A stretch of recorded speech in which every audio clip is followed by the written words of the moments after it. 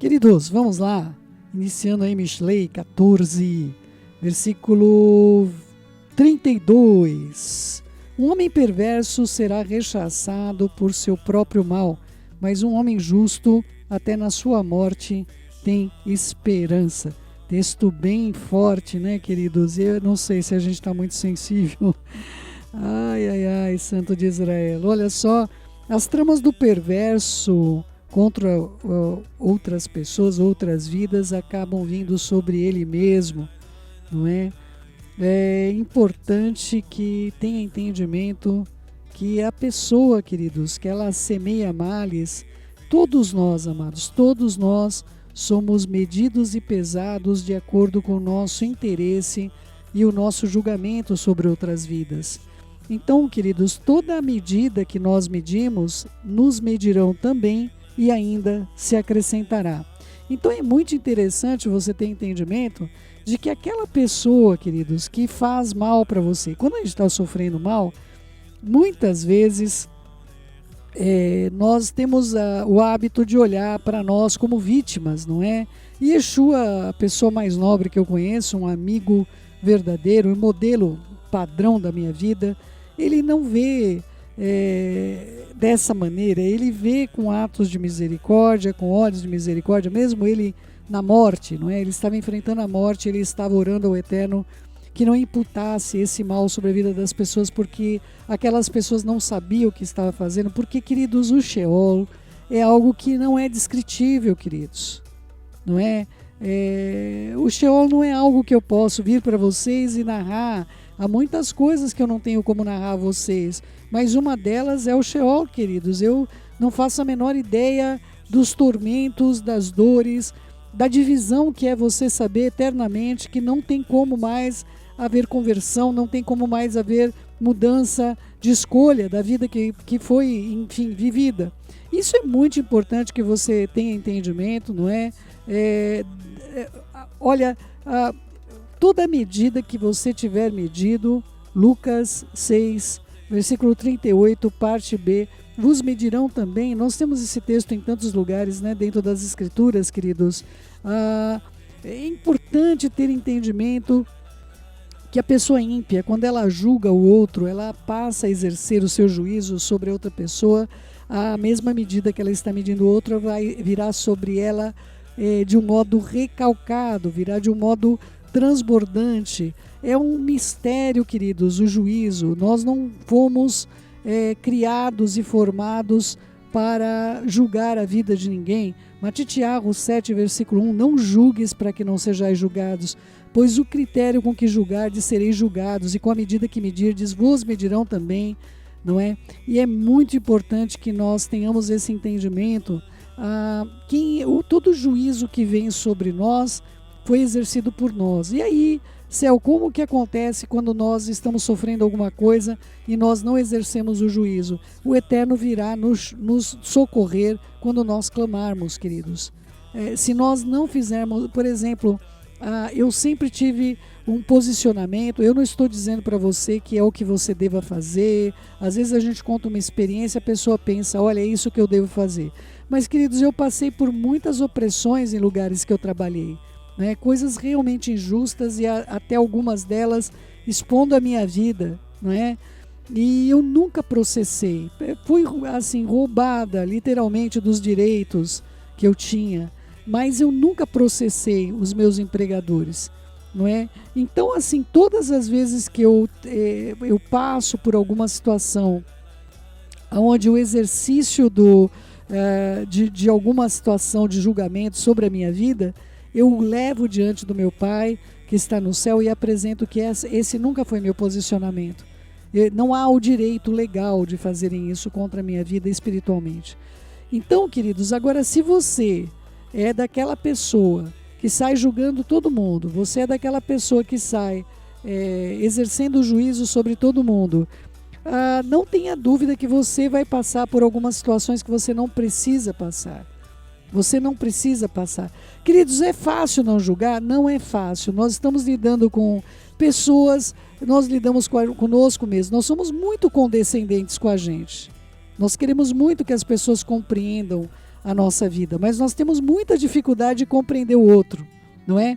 E olha só, o perverso, ele acaba sendo alcançado como aconteceu com o mau Amã. Ele preparou uma forca para Mordecai, no livro de Esther, e ele foi enforcado naquela forca, porque tudo aquilo, e aí o recalcado e sacudido e transbordante é o fato de que os 10 filhos dele também tenham sido enforcados. É importante que você tenha entendimento. Então, assim, o exercício do juízo, quando ele excede o que a própria pessoa pode pagar, vai cair sobre os filhos. Vai cair sobre os filhos.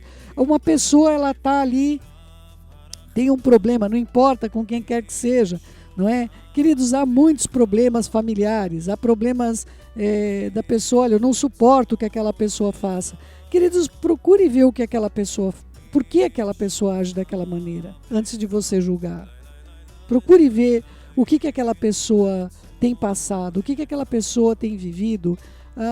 Pessoas carentes do eterno, carentes de modelos, vivem uma vida miserável. O que essa pessoa pode, queridos, ser julgada por você? Você gostaria de estar no lugar dessa pessoa? Você gostaria de estar vivendo o que aquela pessoa tem vivido, já acolhido dessas questões? Então, queridos, nós não temos de nos preocupar com o perverso, porque o homem que foi justificado por Mashiach e Yeshua, até na sua morte há esperança, porque ele tem a vida eterna. Hoje de manhã eu estava aqui, hoje é o dia que a gente se consagra, e eu estava dizendo exatamente isso para o Eterno, a certeza que eu tenho que existe outra vida além dessa. Eu tenho certeza que existe outra vida além dessa, queridos. Não é? Eu tenho certeza que esse mundo, hoje não pode nem dizer que ele é um protótipo de qualquer mundo, porque esse mundo está indo na direção do tohu vavohu, do caos. É importante que você tenha entendimento que para nós existe esperança após a morte, mas para a pessoa perversa, essa esperança não existe. Tá bom?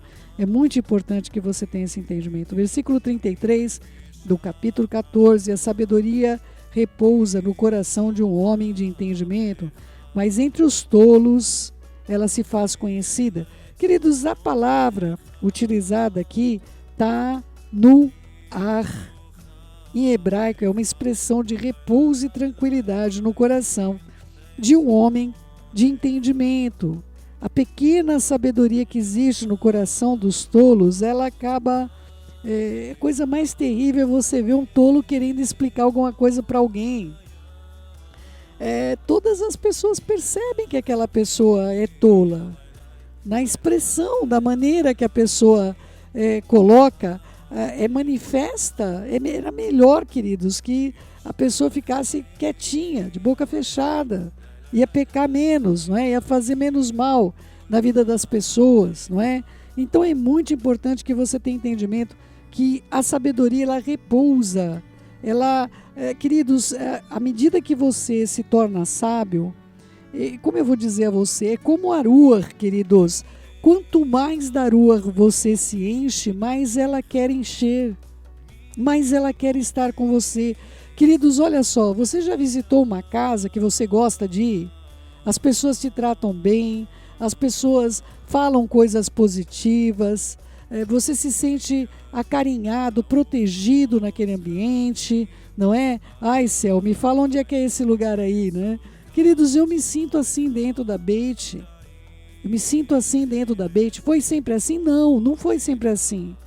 Mas hoje eu me sinto protegida no meio da minha família, eu me sinto protegida naquele lugar, eu tenho desejo de ir para aquele lugar, eu fico esperando o momento de eu poder estar congregando, eu poder estar com as pessoas que eu amo, num ambiente que não me é hostil, não é inóspito, eu gosto de estar ali. A Ruach não é diferente, queridos. Ela vem sobre a sua vida e você está rejeitando o mal, você está impedindo da sua vida seguir no erro, no engano, no equívoco do pecado. Queridos, todos nós podemos ser enganados. Todos nós, queridos. Eu acho que as pessoas que convivem comigo, elas têm uma grande dificuldade de entender isso, não é? Queridos, quando há um problema, eu vou tratar o problema e acabou o problema ali, queridos. Eu entendo que aquele problema nós não vamos enfrentar mais. Aquilo já foi tratado, resolvido, aniquilado na nossa vida, na vida dos outros. Nós não vamos ficar falando do problema com os outros, nós não vamos retratar aquilo que já foi tratado. E as pessoas têm uma grande dificuldade de lidar com isso. Elas querem acarinhar o problema, elas querem, não, agora tal pessoa está chateada comigo, não sei o que lá. Queridos, isso não é vida em família, isso é vida em ambiente profissional, sei lá, né? Olha, foi aquele lá que deu erro no caixa, né? Olha, não fez conta direito, autenticou o documento errado, isso para o banco, né?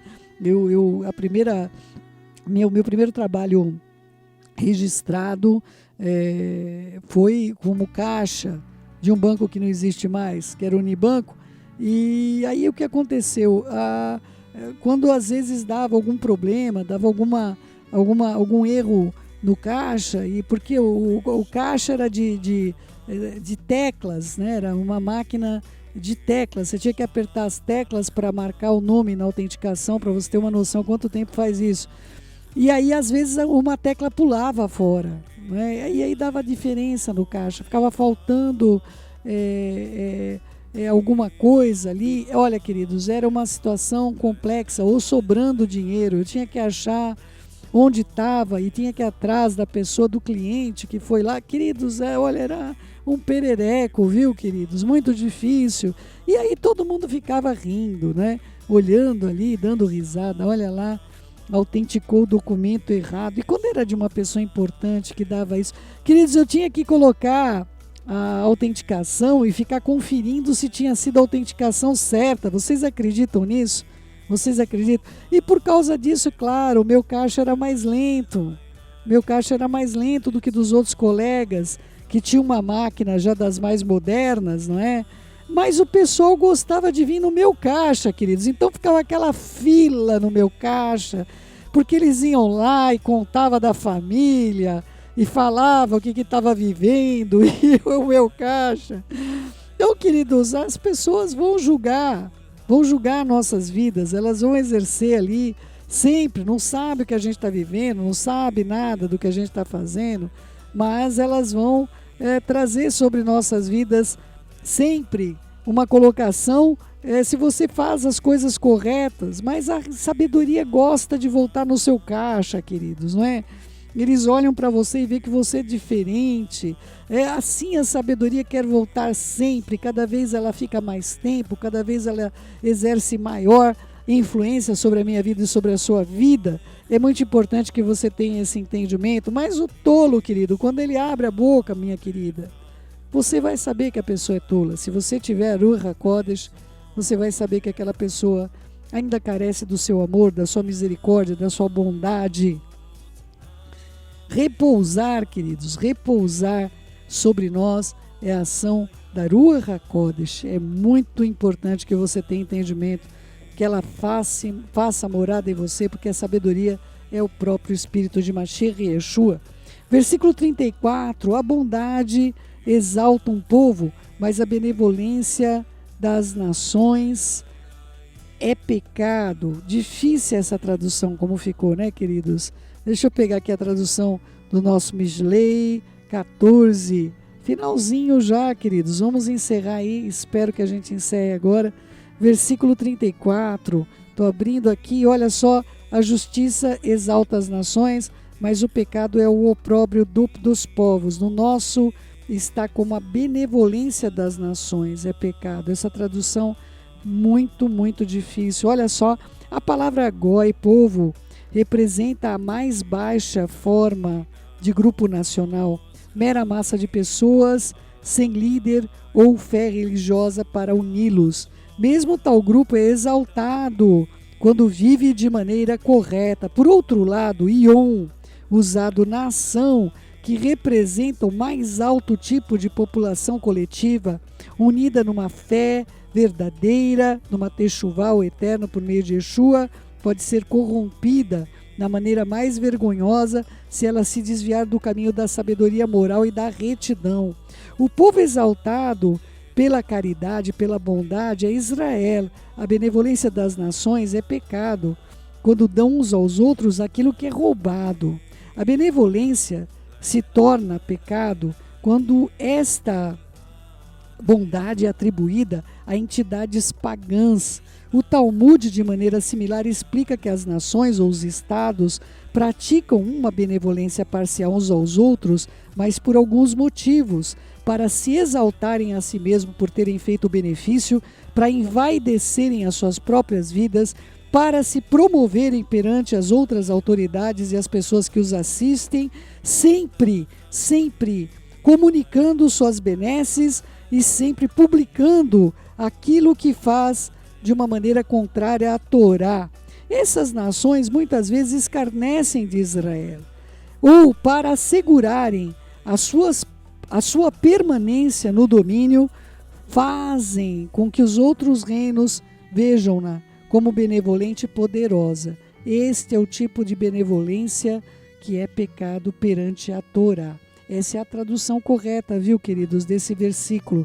Eu sei que para nós é tão complexo lidar com isso, não é? Mas é verdadeiro. Versículo 35, o favor de um rei é dado a um servo que age sabiamente, mas a sua cólera cairá sobre aquele que age vergonhosamente. Esse rei, queridos, é facilmente tido como o Eterno. O Eterno nos criou para o seu louvor, para que nós possamos representá-lo na terra, que nós possamos ser a imagem e semelhança dele aqui nesse mundo, mas demonstrar também que a sua bondade dura para sempre. Nós somos chamados para sermos representantes da sua gloriosa presença sobre toda a terra. E aí o que acontece, queridos? Aquela pessoa que representar o seu Senhor, não é? Imagina só, eu sou um embaixador, não é? Você é uma embaixatriz, né? Eu sou uma embaixatriz, você é uma embaixatriz, ou você é um embaixador, e você está representando mal. Você está representando mal ao Eterno, aquele reino que você está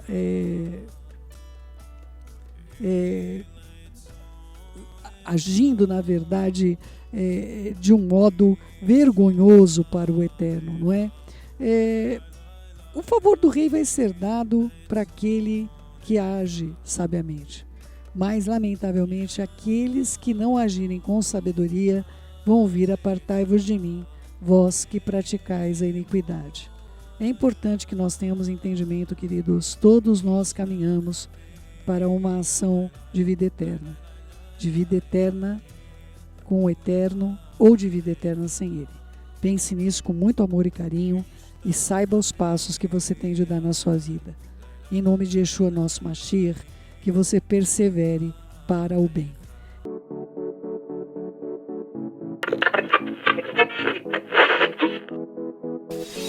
Mensagem do céu.